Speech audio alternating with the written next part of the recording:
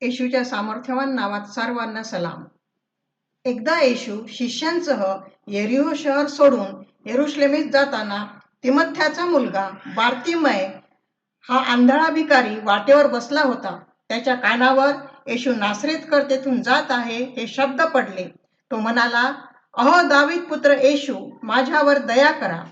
येशूने त्याला बोलावून विचारले, मी तुझ्यासाठी काय करावे? तो म्हणाला, प्रभू, मला दृष्टी यावी. येशूने म्हटले, जा, तुझ्या विश्वासाने तुला बरे केले आहे. आता प्रियांनो, आज आपण आपल्या जीवनाकडे बघूया. त्या आंधळ्या भिकाऱ्याप्रमाणे आमच्याही जीवनाचा कदाचित मोठा भाग आंधळेपणात म्हणजेच पापात गेलेला असेल. पण जर आज येशू तुमच्या जवळून जात असेल तर त्याला हाक मारा, ओरडून विश्वासाने हाक मारा.